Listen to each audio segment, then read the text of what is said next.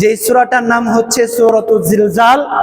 কোরআনের 114টার মাঝে এটা হচ্ছে কোরআনের 99তম সূরা। কততম সূরা? 99তম সূরা। এই সূরায় আয়াত সংখ্যা আছে 8টি, আর রুকু আছে কয়টা? একটা। আর এই সূরাটা কোথায় অবতীর্ণ হয়েছে? মদিনাতে অবতীর্ণ হয়েছে, মদিনাতে অবতীর্ণ হয়েছে।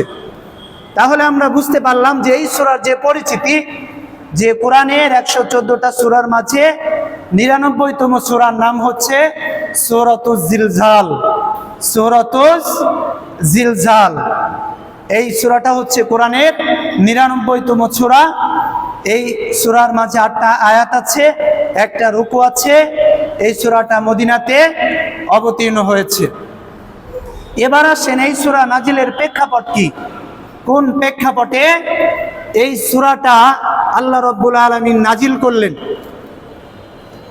আল্লাহর হাবিব সাল্লাল্লাহু আলাইহি ওয়াসাল্লামের সাহাবারা রাসূল আকরাম সাল্লাল্লাহু আলাইহি ওয়াসাল্লামের কাছে আরজ করলেন, ইয়া রাসূলুল্লাহ, ইয়া হাবিবাল্লাহ, ওগো আল্লাহর রাসূল সাল্লাল্লাহু আলাইহি ওয়াসাল্লাম, আমরা যে ছোট আমলগুলো করি, এই যে ক্ষুদ্র থেকে ক্ষুদ্র যে আমলগুলো করি, এই আমলগুলো আল্লাহ রাব্বুল আলামিনের কাছে অ্যাকসেপ্টেবল হবে কিনা। তাদের ধারণা ছিল যে এই ছোট আমলগুলো আছে, খুব সংক্ষিপ্ত আমলগুলো আছে, এই আমলগুলো বুঝে আল্লাহ রাব্বুল আলামিনের কাছে কোনো মূল্য নাই, এর প্রতিদানগুলো আল্লাহ রাব্বুল আলামিন হয়তো আমাদেরকে দিবেন না। অথবা সাহাবীদের ধারণা ছিল যে আমরা যেই খুব যে অনুপরিমাণ যে অসৎ কাজগুলো আছে, পাপগুলো আছে, এই পাপগুলো বুঝি আল্লাহ রাব্বুল আলামিনের কাছে অ্যাকসেপ্টেবল হবে না, আল্লাহ রাব্বুল আলামিন এই পাপগুলো গ্রহণ করবেন না, এটা পাপ হিসাবে আল্লাহ রাব্বুল আলামিন লিপিবদ্ধ করবেন না। সাহাবীদের ধারণা ছিল এমন। রাসূল আকরাম সাল্লাল্লাহু আলাইহি ওয়াসাল্লামকে সাহাবারা জিজ্ঞাসা করলেন, ইয়া রাসূলুল্লাহ, ইয়া হাবিবাল্লাহ, ওগো আল্লাহর রাসূল সাল্লাল্লাহু আলাইহি ওয়াসাল্লাম, আমরা যে ছোট ছোট পাপগুলো করি, যেগুলো আমরা পাপকে পাপ মনে করি না, আমরা সৎ কাজকে সৎ কাজ মনে করি না, এই আমলগুলো, এই পাপগুলো কি আল্লাহ রাব্বুল আলামিনের কাছে গ্রহণযোগ্যতা আছে কিনা। সাহাবারা যখন আল্লাহর হাবিব সাল্লাল্লাহু আলাইহি ওয়াসাল্লামকে প্রশ্ন করলেন, আল্লাহর হাবিবের জানা ছিল না। আল্লাহ রাব্বুল আলামিন রাসূল আকরাম সাল্লাল্লাহু আলাইহি ওয়াসাল্লাম সাহাবীদেরকে বললেন, আয়াত যদি আল্লাহ রাব্বুল আলামিন নাজিল করেন, তাহলে আমি তোমাদেরকে বলতে পারবো আল্লাহ রাব্বুল আলামিন এই ছোট ছোট পাপগুলো, এই ছোট ছোট সৎ কাজগুলো আল্লাহ রাব্বুল আলামিন অ্যাকসেপ্ট করবেন কিনা, এটা আমার জানা নাই। আমার রব যদি আমাকে জানান, তাহলে আমি তোমাদেরকে জানাইতে পারবো। আল্লাহ রাব্বুল আলামিন কিছুদিন পরে আয়াত নাজিল করে জানিয়ে দিলেন, নবী হে, আপনার সাহাবারা আপনাকে জিজ্ঞাসা করেছে, ছোট থেকে ছোট ধূলিকণার মতো যেই পুণ্যগুলো আছে, যেই পাপগুলো আছে, এই পাপগুলো আপনার অ্যাকসেপ্টেবল হবে কিনা আল্লাহ রাব্বুল আলামিনের কাছে। ও নবী, আপনি জানিয়ে দেন, একবারে যদি অল্প পরিমাণও অনুপরিমাণও যদি কেউ পাপ করে, সেটাও আল্লাহ রাব্বুল আলামিনের কাছে অ্যাকসেপ্টেবল হবে, সেটাও আল্লাহ রাব্বুল আলামিন লিখে রাখবেন। আবার যদি কেউ একবারে অনুপরিমাণ গুনাহ করে, সেই গুনাহটাও আল্লাহ রাব্বুল আলামিনের কাছে লিপিবদ্ধ থাকবে। এই জন্য সাহাবীদেরকে আল্লাহ রাব্বুল আলামিন জানিয়ে দিলেন, ও সাহাবারা শোনো, তোমাদের যেই ধারণা ছিল যে ছোট ছোট গুনাহগুলো, এই ছোট ছোট সৎ কাজগুলো বুঝি আল্লাহ রাব্বুল আলামিনের কাছে কোনো মূল্য নাই, এই তোমাদের ধারণা ভুল। কাল কিয়ামতের ময়দানে তোমাদের এই ছোট ছোট কাজগুলো আল্লাহ রাব্বুল আলামিনের কাছে বিশাল আকৃতি ধারণ করে তোমাদের সামনে পেশ করা হবে। বলেন সুবহানাল্লাহ। এই জন্য এই সূরা নাজিলের প্রেক্ষাপট ছিল যে সাহাবীদের ধারণা ছিল যে ছোট যে গুনাহগুলো আছে, এই গুনাহগুলো করলে হয়তো আমাদের কি হবে না, পাপ হবে না, এই ধারণাটা আমাদের নাই এখন। বলেন আছে না? আমরা ছোট ছোট গুনাহকে গুনাহ মনে করি না। আমরা মোবাইল দেখি স্ক্রিনে, তাই না? মোবাইলে মেয়েদের ছবি চলে আসে, তারপরেও আমরা টাচ ফোন ব্যবহার করি বা আমরা অ্যাভয়েড করার চেষ্টা করি না।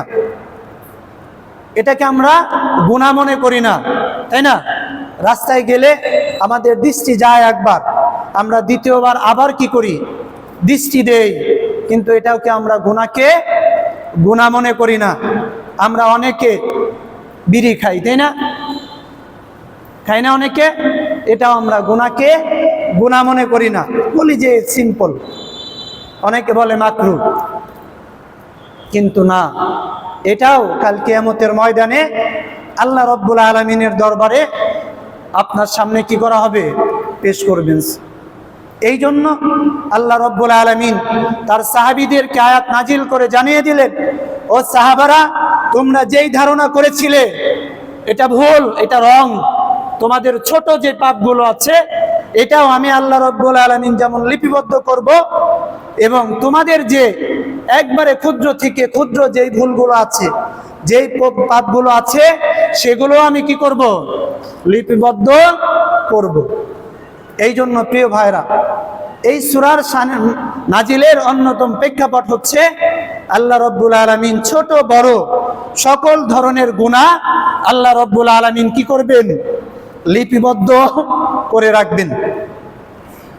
এটাই হলো এই সূরা নাজিলের প্রেক্ষাপট, যে আল্লাহ রব্বুল আলামিন এই সূরাটা কেন নাজিল করলেন। এবার আসেন এই সূরার ফজিলতগুলো কি কি। আল্লাহর হাবিব সাল্লাল্লাহু আলাইহি ওয়াসাল্লামের একজন প্রবীণ সাহাবী, রাসূল আকরাম সাল্লাল্লাহু আলাইহি ওয়াসাল্লামের একজন প্রবীণ সাহাবী এসে আল্লাহর হাবিব সাল্লাল্লাহু আলাইহি ওয়াসাল্লামকে বললেন, ইয়া রাসূলুল্লাহ, ইয়া হাবিবাল্লাহ, গো আল্লাহর রাসূল সাল্লাল্লাহু আলাইহি ওয়াসাল্লাম, আপনি আমাকে কোরআনের একটা সূরা শিক্ষা দেন, যেই সূরাটা আমি আমার জীবনে বাস্তবায়ন করতে চাই, যেই সূরাটা আমি আমার জীবনে বাস্তবায়ন করতে চাই। আল্লাহর হাবিব সাল্লাল্লাহু আলাইহি ওয়াসাল্লাম সাহাবীকে বললেন, ও সাহাবা শোনো, তুমি তো এমন একটা সূরার উপর আমল করতে চাও, তুমি জাওয়াতুর রা অর্থাৎ আলিফ লাম বিশিষ্ট যেই সূরাগুলো আছে, ওই সূরাগুলোর মধ্য থেকে তুমি একটা সূরার উপর আমল করতে পারো। ওই প্রবীণ সাহাবী বলল, ইয়া রাসূলুল্লাহ, ইয়া হাবিবাল্লাহ, গো আল্লাহর রাসূল সাল্লাল্লাহু আলাইহি ওয়াসাল্লাম, আমার বয়স হয়ে গেছে, আমার জিহ্বা ভারী হয়ে গেছে, আমি এত বড় সূরা, এত বড় বড় সূরা আমি পড়তে পারবো না, এর চাইতে সংক্ষিপ্ত কোনো সূরা আছে নাকি? আল্লাহর হাবিব সাল্লাল্লাহু আলাইহি ওয়াসাল্লাম বললেন, তাহলে হামিম বিশিষ্ট যেই সূরাগুলো আছে, ওই সূরাগুলোর মধ্য থেকে তুমি যে কোনো একটা সূরার উপর আমল করতে পারো। এরপরে ওই সাহাবী বললেন, ইয়া রাসূলুল্লাহ, ইয়া হাবিবাল্লাহ, এটা অনেক বড় হয়ে যায়, আমি এর উপরে আমল করতে পারবো না। আল্লাহর হাবিব সাল্লাল্লাহু আলাইহি ওয়াসাল্লাম এবার বললেন, ও সাহাবা শোনো, তাহলে তুমি সাবহানাল্লাহ বিশিষ্ট যে সূরাগুলো আছে, ওই সূরাগুলোর উপর আমল করতে পারো। এবার ওই প্রবীণ সাহাবী এবারও অপারগতা প্রকাশ করলেন, বললেন, ইয়া রাসূলুল্লাহ, ইয়া হাবিবাল্লাহ, গো আল্লাহর রাসূল সাল্লাল্লাহু আলাইহি ওয়াসাল্লাম, এই সূরার মধ্য থেকেও আমি কোন সূরার উপর আমল করতে পারবো না। এরপরে আল্লাহর হাবিব বললেন, ও সাহাবা শোনো, তুমি যদি এই সূরাগুলোর উপর আমল করতে না পারো, তাহলে তুমি সূরাতুজ জিলজাল, ইযা যুলজিলাতিল আরদু, অর্থাৎ এই যে সংক্ষিপ্ত সূরাগুলো আছে, এই সংক্ষিপ্ত সূরাগুলোর মধ্য থেকে তুমি সূরাতুজ জিলজালের উপর আমল করতে পারো। যদি আমল করতে পারো, তাহলে তুমি দুনিয়া এবং আখিরাতেও একটা সূরার উপর আমল করার জন্যই তোমার সফলতার জন্য যথেষ্ট। কারণ এই সূরাটা হচ্ছে একটা জামে মানে সূরা। এই শব্দগুলো, এই সূরার মাঝে শব্দগুলো খুব সংক্ষিপ্ত, কিন্তু এর অর্থ অনেক ব্যাপক। জামে মানে শব্দের অর্থ হচ্ছে অল্প কথার মাঝে আল্লাহ রাব্বুল আলামিন বৃহৎ বিস্তারিত ব্যাখ্যা বিশ্লেষণ করে দিয়েছেন অল্প কথার দ্বারা। এই সূরার মাঝে শব্দ এনেছেন খুব অল্প, কিন্তু এর ব্যাখ্যা বিশ্লেষণটা অনেক প্রশস্ত, এর রিফ্লেকশনটা অনেক বিস্তারিত, এর তাফসীরটা অনেক প্রশস্ত আকারে আল্লাহ রাব্বুল আলামিন উল্লেখ করে দিয়েছেন। এই জন্য তুমি এই সূরার উপর আমল করতে পারো। আর অন্য বর্ণনা এসেছে আল্লাহর হাবিব সাল্লাল্লাহু আলাইহি ওয়াসাল্লাম বলেন, ও সাহাবা তুমি শোনো, সূরাতুজ জিলজাল এমন একটা সূরা, এটা হচ্ছে নিসফুল কুরআন। এটা হলো নিসফুল কুরআন, কোরআনের অর্ধেক। আমরা জানি না সুলুসুল কুরআন। সুলুসুল কুরআন কাকে বলা হয় জানা আছে কারো? সূরাতুল ইখলাসকে, সূরাতুল ইখলাসকে কি বলা হয়? সুলুসুল কুরআন, কোরআনের 1/3। কোরআনের, ভালো করে শোনেন, কোরআনের 1/3, 3 ভাগের 1 ভাগ কাকে বলা হয়? সূরাতুল ইখলাসকে বলা হয়। কিন্তু এটাকে বলা হয়েছে নিসফুল কুরআন, কোরআনের অর্ধেক। ওইটা যদি 3 বার পাঠ করলে 1 খতমের প্রতিদান পাওয়া যায়, তাহলে সূরাতুজ জিলজাল 2 বার পাঠ করলে 1 খতমের কি পাওয়া যাবে? প্রতিদান পাওয়া যাবে। বিষয়টা তাই না? হ্যাঁ, বিষয়টা কিন্তু তা না। বিষয়টা সঠিক নয় যে নিসফুল কুরআন বললেই আমরা মনে করে নেই। অনেকে এই দিকে ডাইভার্ট হয়ে যায়। নিসফুল কুরআন মানে 2 বার যদি খতম করি তাহলে আমার 1 কোরআনের প্রতিদান পেয়ে যাব খতমের। কিন্তু তাফসীরগণ যারা মুফাসসির যারা আছেন, আব্দুল্লাহ ইবনে মাসউদ রাদিয়াল্লাহু তাআলা আনহু বলেন যে না, বিষয়টা তা নয়। আমাদের জীবনের জিন্দেগির পাঠ কয়টা? 2টা না? বলেন তো কয়টা পাঠ? আমাদের জীবনের অংশ কয়টা? পাঠ কয়টা? 2টা পাঠ। একটা হচ্ছে দুনিয়ার জিন্দেগি, আর একটা কি? আখিরাতের জিন্দেগি। ভালো করে শোনেন, কয়টা পাঠ আমাদের জীবনের? 2টা পাঠ। একটা দুনিয়ার জীবন জিন্দেগি, আর একটা আখিরাতের জিন্দেগি। এই 2টা অংশ। এই সূরাতুজ জিলজাল যেটা, এটা আখিরাতের জিন্দেগিকে বিস্তারিতভাবে কি করে দিয়েছে আল্লাহ তাআলা বর্ণনা করে দিয়েছেন। সুবহানাল্লাহ। মুফাসসিরগণ বলেন যে কিয়ামত থেকে একবারে আমলনামা হাতে দেওয়ার আগ পর্যন্ত এই সূরার যে শব্দশৈলী আছে এগুলো ব্যাখ্যা বিশ্লেষণ করে দিয়েছেন। অর্থাৎ মুমিনের আখিরাতের যে জিন্দেগি আছে, এই জিন্দেগিটা এই সূরার মাঝে মানে ফুটে উঠেছে। আল্লাহ রাব্বুল আলামিন চিত্রায়িত করেছেন। সুবহানাল্লাহ। কি করে দিয়েছেন? চিত্রায়িত করে দিয়েছেন। এই জন্য বলা হয় Quran is the complete code of life. Quran যেহেতু পরিপূর্ণ একটা জীবন বিধান, কোরআন যেহেতু একটা পরিপূর্ণ জীবন বিধান, আমাদের জীবনের একটা পাঠ, একটা অংশ, এইটাকে 2 ভাগ করলে কোরআন জিন্দেগিতে আমরা কিভাবে দুনিয়াতে চলবো, কোরআন আমরা দুনিয়াতে কিভাবে চলবো, এটাও যেরকম কোরআন ব্যাখ্যা বিশ্লেষণ করে আমাদেরকে বুঝিয়েছেন। আখিরাতের জিন্দেগিতে আমাদের কি সফলতা আছে, কি ব্যর্থতা আছে, সেটাও কোরআন কি করে দিয়েছেন? আমাদেরকে বলে দিয়েছেন। এই জন্য এটা হচ্ছে 2টা অংশ। আল্লাহ রাব্বুল আলামিন এই সূরাটাকে আখিরাতের জিন্দেগির যে পাঠ আছে, এই পাঠটা পরিপূর্ণভাবে আল্লাহ রাব্বুল আলামিন চিত্রায়িত করেছেন, তুলে ধরেছেন। সুবহানাল্লাহ। এই দৃষ্টিকোণ থেকে এটাকে বলা হয়েছে নিসফুল কুরআন। কি বলা হয়েছে? নিসফুল কুরআন, কোরআনের অর্ধেক। Am I clear? বুঝতে পেরেছেন? নিসফুল কোরআন মানে এই নয় যে আপনি 2 বার পাঠ করবেন আর আপনাকে অর্ধেক প্রতিদান পেয়ে যাবেন। বিষয়টা তা নয়। এটা হচ্ছে আখিরাতের জিন্দেগির যে আমাদের কি হবে কিয়ামত থেকে, তখন থেকে নিয়ে আমলনামা হাতে পাওয়া পর্যন্ত, তখন আপনার টোটাল জিন্দেগিটা আপনি কিভাবে অতিবাহিত করবেন, এই সূরাটা সুন্দরভাবে ব্যাখ্যা বিশ্লেষণ আল্লাহ রাব্বুল আলামিন এই সূরার মাঝে করে দিয়েছেন। তাহলে আমরা বুঝতে পারলাম এই সূরার পরিচিতি, নাজিলের প্রেক্ষাপট এবং ফজিলত। 3টে বিষয় আমাদের সামনে মোটামুটি একটা ক্লিয়ার হয়ে গেছে, তাই না? আমরা বুঝতে পারলাম যে পরিচয়টা কি, নাজিলের প্রেক্ষাপটটা কি, এবং যে এর ফজিলতটা কি। এবার আসেন সরল অনুবাদ বা বাংলানুবাদ, যে আল্লাহ রাব্বুল আলামিন এই সূরার মাঝে কি বলেছেন। আমরা শাব্দিকভাবে একটু এর অর্থটা আমরা জেনে নেই। আল্লাহ রাব্বুল আলামিন বলেন, ইযা যুলজিলাতিল আরদু জিলজালাহা। আল্লাহ রাব্বুল আলামিন বলেন, জমিন যখন প্রকম্পনে প্রবলভাবে প্রকম্পিত হবে, এই জমিনটা যখন নাড়া দিবে, অর্থাৎ কিয়ামতের পূর্ব মুহূর্তে জমিনটা কম্পন দিবে, আল্লাহ রাব্বুল আলামিন বলছেন যে এই জমিনটা একদিন কেঁপে উঠবে। ওয়া আখরাজাতিল আরদু আসকালাহা। আখরাজাত শব্দের অর্থ হচ্ছে জমিন বের করে দিবে। জমিন নিজের কাছে যে ধারণ করেছিল, জমিন যেটা ধারণ করেছে এটা বের করে দিবে। আসকালাহা, আসকাল শব্দের অর্থ হচ্ছে ভার, বোঝা। যেই বোঝাটা জমিন ধারণ করেছে এই বোঝাটা তিনি বের করে দিবেন। ওয়াকালাল ইনসানু মা লাহা। যখন জমিন তার ভারগুলো বের করে দিবে তখন মানুষ বলবে ওয়াকালাল ইনসান, যে জমিনের কি হলো, মা লাহা, হোয়াটস হ্যাপেন্ড, জমিন কেন এমন করছে। এই জমিনের উপরে আমরা চলেছি, জমিন তো কখনোই আমাদেরকে উত্তপ্ত করে নাই, বাধা দেয় নাই, বিপরীত করে নাই, কিন্তু জমিনের এখন কি হলো। ইয়াউমা ইদিন তুহাদ্দিসু আখবারাহা। জমিন সেদিন, জমিন তার বৃত্তান্ত বর্ণনা করবে কি কারণে সে কম্পন দিয়েছে। বিআন্না রাব্বাকা আওহা লাহা।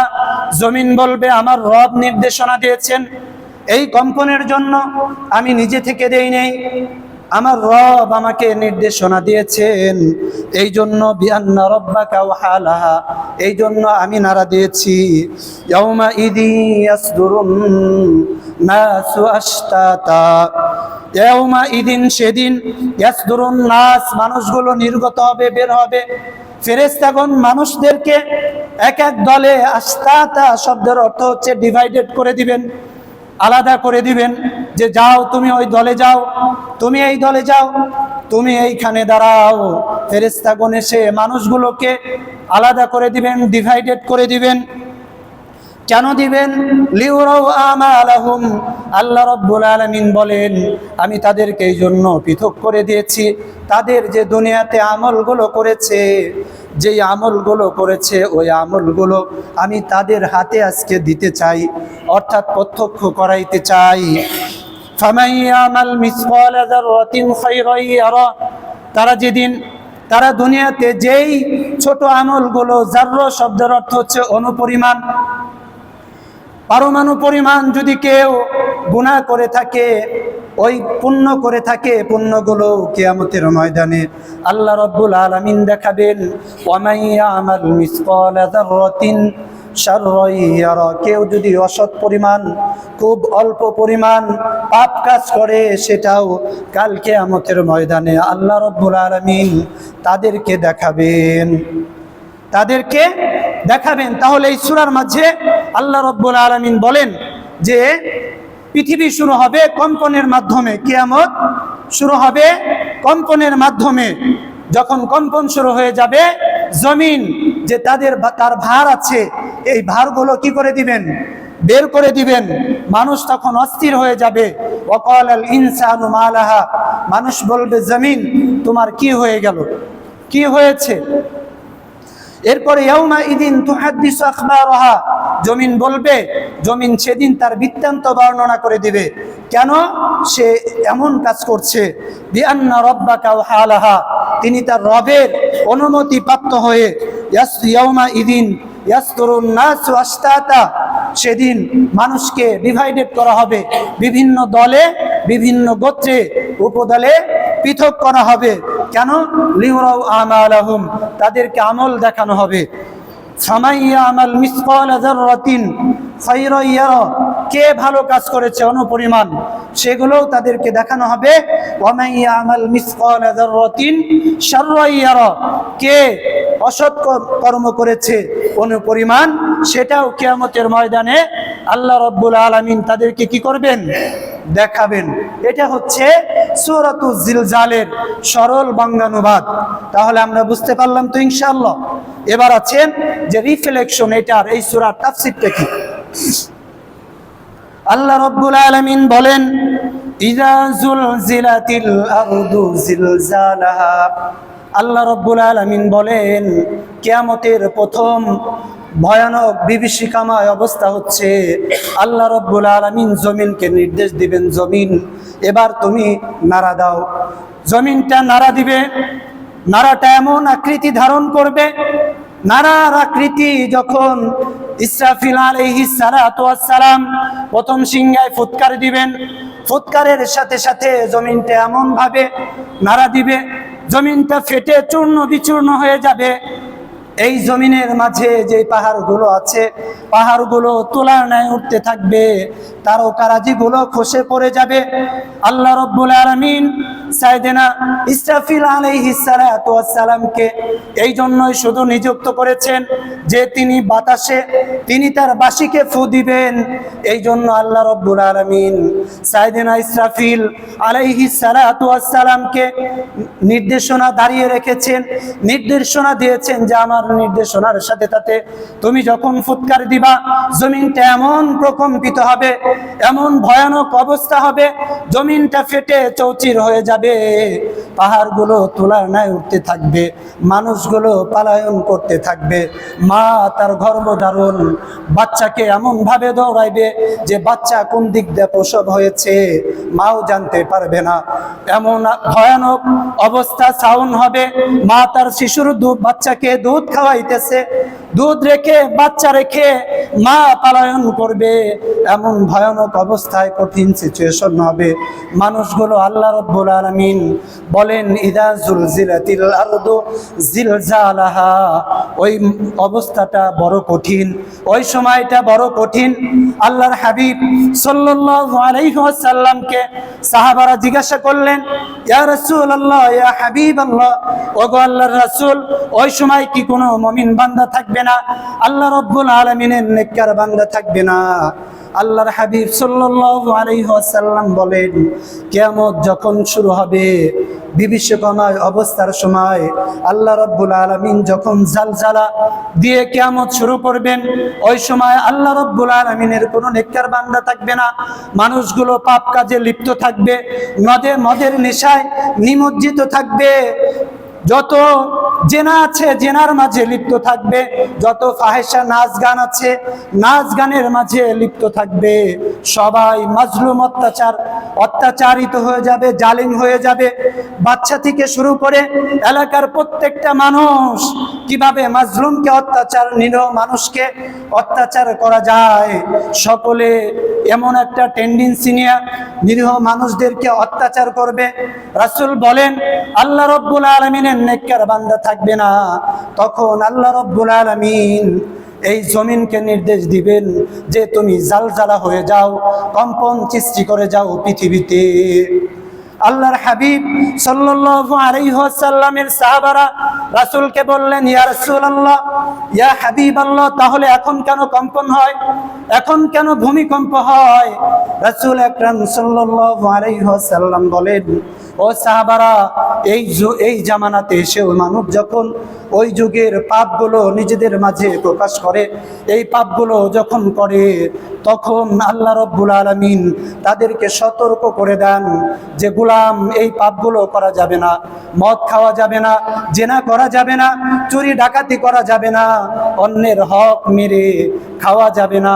এই জন্য আল্লাহ রাব্বুল আলামিন জমিনটাকে একটু ঝাঁকি দিয়ে সতর্ক করে দেন।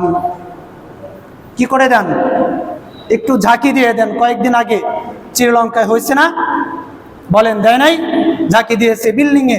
ভিডিওতে দেখলাম যে 10 তারা 15 তারা বিল্ডিং মুহূর্তের মাঝেই কি হয়ে গেছে, ভেঙে চুরে ছারখার হয়েছে, খান হয়ে গেছে। মানুষগুলো দেখলাম পালাইতেছে, মানুষগুলো পালাইতেছে। আমাদের যখন ভূমিকম্প হয়, আমাদের এখানে ছোট্ট আকার, এখনো বাংলাদেশের আল্লাহ রাব্বুল আলামিনের অশেষ মেহেরবানি যে আল্লাহ রাব্বুল আলামিন এই দেশে এতটা বড় আকারে ভূমিকম্প দেন নাই। যদি হয় তাহলে ঢাকার কি থাকবে না, কোনো অস্তিত্ব থাকবে না। যেমন এই ভূমিকম্প যেটা শ্রীলঙ্কায় হয়েছে, ওই ভূমিকম্পটা যদি ঢাকায় হয় তাহলে কিন্তু ঢাকার কি থাকবে না, অস্তিত্ব থাকবে না। সিম্পল একটু জমিনটা কাঁপে, এতে আমরা কি করি, সবাই অ্যানাউন্স করে দেয় এই ভূমিকম্প হইতেছে, চলো বের হও, তাড়াতাড়ি বের হও, তাই না? সন্তান রেখেই আমরা কি করি, বের হয়ে যাই। বাবা মাকে বলি তাড়াতাড়ি বের হও, আমরা 5 তলা থেকে ভূমিকম্প হলে নামি, তাই না? আমরা মরণের ভয় করি না। সিম্পল 1 মিনিটের একটা ভূমিকম্পতে যদি আমরা এতটা উদাসীন হয়ে যাই, আল্লাহ রাব্বুল আলামিন বলছেন কাল কিয়ামতের ময়দানে জালজালা, এমন অবস্থা হবে, এমন বিভীষিকাময় অবস্থা হবে, মানুষ যে মা পৃথিবীর ভিতরে সন্তানের সবচেয়ে আদর করে, সেই মাও সন্তান ভূমিষ্ঠ করে রেখে যাবে, মাও জানবে না যে আমার সন্তান কোন দিক দিয়ে ভূমিষ্ঠ হয়ে গেছে। নিজের মা তার সন্তানকে রেখে পালাবে, সন্তানের দিকে তাকাবে না, বাবা সন্তানের দিকে তাকাবে না। জমিনকে বলবো, জমিন এটা কি হয়ে গেল, কি হয়ে গেল? জমিন সেদিন ওয়াখরাজাতিল আরদু আসকালাহা, এই বিভীষিকাময় অবস্থার পরে মানুষ যখন ছোটাছুটি করবে, জমিন মানুষকে আর কি করতে রাখবে না, বহন করতে চাইবে না। আব্দুল্লাহ ইবনে আব্বাস রাদিয়াল্লাহু তাআলা আনহু বলেন, মানুষ, জমিন মানুষকে 2 ভাবে ধারণ করে, 2 ভাবে ধারণ করে। একটা হচ্ছে পেটে ধারণ করে। কোথায় ধারণ করে? পেটের মাঝে ধারণ করে। আর একটা হচ্ছে মাথায় ধারণ করে। আমরা মাথায় বুঝে বহন করি না, এইভাবে জমিন আমাদেরকে ধারণ করেছে। সেদিন এই কিয়ামতের পরে জমিন আমাদেরকে আর ধারণ করবে না। সন্তান যেমন বাচ্চাকে ধারণ করে, তেমন জমিন আমাদেরকে ধারণ করছে। কারণ আমরা যখন মারা যাই আমাদেরকে কি করা হয়, কবরস্থ করা হয়, তাই না? এই যে জমিনের পেটের মাঝে আমাদেরকে রেখে দেওয়া হয়। আমরা যখন জমিনে চলাফেরা করি জীবিত অবস্থায়, জমিনের উপরে, মানে জমিনের মাথার উপরে আমরা চলাফেরা করছি, জমিন আমাদেরকে মাথায় করে রাখছে। সুবহানাল্লাহ। জমিন সেদিন আর রাখবে না, বের করে দিবে। ওয়াখরাজাতিল আরদু আসকালাহা, জমিন বলবে আমি পৃথিবীর শুরু থেকে নিয়ে আমি তোমাদেরকে বহন করেছি, শুধু আমার থেকে সৃষ্টি করার কারণে রব্বে কারিমের নির্দেশনায় আমি চাই না তোমাদেরকে আর ধারণ করতে, তোমাদেরকে বহন করতে, আর তোমাদেরকে আমার পেটে ধারণ করতে। আমরা তোমাদের ঠিকানা যেখানে, সেখানে তোমরা চলে যাও। ওয়াখরাজাতিল আরদু আসকালাহা, সেদিন জমিন এই মানুষগুলোকে বের করে দিবে। সেদিন মানুষ বলবে ওয়াকালাল ইনসানু মা লাহা, জমিন কি হলো যে আমার জন্ম থেকে নিয়ে মৃত্যু পর্যন্ত, এই পর্যন্ত আমি তোমার মাঝেই ছিলাম, আমি তোমার মাঝেই আশ্রয়িত ছিলাম, নিরাপদে ছিলাম, কবরে ছিলাম, নিরাপদে ছিলাম, আমি জমিনে জীবিত থাকা অবস্থায় আমি তোমার উপরে চলেছি, এখন তোমার কি হলো যে তুমি আমাকে বহন করতে চাও না? জমিন সেদিন তার বৃত্তান্ত বর্ণনা করবে। ওয়াকালাল ইনসানু মা লাহা ইয়াউমাইযিন তুহাদ্দিসু আখবারাহা, জমিন প্রত্যেকটা মানুষের ফার্স্ট টু লাস্ট টোটাল জিন্দেগির হিসাবটা সেদিন তার সামনে। জমিন বলবে যে তোমাকে কেন আমি ধারণ করব, তোমাকে কেন, তোমাকে ধারণ করার একটা লিমিটেশন ছিল, সময় ছিল, এই সময়টা অতিবাহিত হয়ে গেছে। এবার তোমার ঠিকানা হয় জান্নাত নয়তো জাহান্নাম, তুমি জান্নাতে চলে যাও। তোমার ঠিকানা যদি জাহান্নাম হয়ে যায় তাহলে তুমি জাহান্নামে চলে যাবা। জমিন সেদিন তুমি দুনিয়াতে কি করেছো, প্রত্যেকটা সময়, মিনিট, প্রত্যেকটা সময়ের জমিন সেদিন পুঙ্খানুপুঙ্খানুরূপে বলে দিবে যে ইয়াউমাইযিন তুহাদ্দিসু আখবারাহা, তুহাদ্দিসু আত-তাহদিসু শব্দের অর্থ হচ্ছে বর্ণনা করে দিবে, আখবারাহা অর্থ প্রত্যেকটা মানুষের জীবন বৃত্তান্ত, এই দুনিয়ার মাঝে মানুষ কি করেছে প্রত্যেকটা কাজের হিসাব আল্লাহ রাব্বুল আলামিনের কাছে জমিন বলে দিবে। মানুষ বলবে এই জমিন কেন বলে দিয়েছো, আমি তো তোমার থেকে সৃষ্টি হয়েছিলাম, আল্লাহ রাব্বুল আলামিন তো তোমার থেকে আমাকে সৃষ্টি করে হয়েছে, তুমি তো এতদিন আমাকে তোমার মাঝে ধারণ করেছো, তুমি আমাকে তোমার মাঝে বহন করেছো, এখন কেন আমার পাপগুলো তুমি আল্লাহ রাব্বুল আলামিনের কাছে বলে দাও, কেন বলে দিতেছো? মানুষগুলো জমিনকে প্রশ্ন করবে যে আর বলে দিও না। জমিন বলবে আমার তোমার রব যিনি, ওই রব আমাকে কি করেছেন, বিআন্না রাব্বাকা আওহা লাহা, আমার রব আমাকে নির্দেশনা দিয়েছেন। তাফসীরের কিতাবে এসেছে আল্লাহ রাব্বুল আলামিন জমিনের জবান দিয়ে দিবেন, জমিনকে জবান দিয়ে দিবেন। জমিন সেদিন প্রত্যেকটা মানুষ টোটাল জিন্দিগিতে কি পাপ করেছে, কি পুণ্য করেছে, প্রত্যেকটা পুণ্যের হিসাব জমিন পাই পাই করে বলে দিবে যে এই অবস্থায় এখানে দাঁড়িয়ে এই বান্দা এই গুনাহটা করেছিল, এই জায়গায় দাঁড়িয়ে এই বান্দা এই পুণ্যটা করেছিল।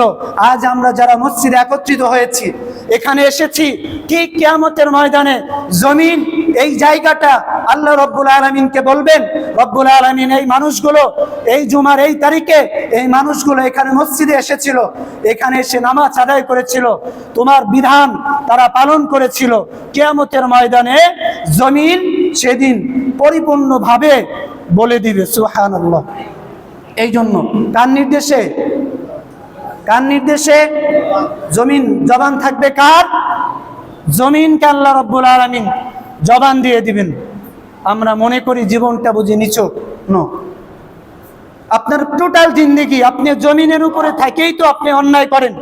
আপনি ভালো কাজ করলেও জমিনের উপরে দাঁড়িয়ে করেন, আপনি অসৎ কাজ করলেও জমিনের উপর দাঁড়িয়েই করেন। আপনি কিন্তু জমিনের বাইরে গিয়ে কি করেন না, সৎ কাজও করতে পারেন না, অসৎ কাজও করতে পারেন না। বলছেন ইয়াউমা ইদি ইয়াসদুরুন নাস ইয়াউমা ইদিন তুহাদ্দিসু আখবারহা, সেদিন জমিন তার আপনার আমার জীবনের যে বৃত্তান্ত আছে আল্লাহ রব্বুল আলামিনের কাছে পেশ করবে। এরপর আল্লাহ রব্বুল আলামিন বলেন ইয়াউমা ইদি ইয়াসদুরুন নাসু আশতাতা, আমি সেদিন কি করে দিব? পৃথক করে দিব, প্রত্যেক মানুষকে বিভিন্ন দলে ডিভাইডেড করে দিব। কেন দিব?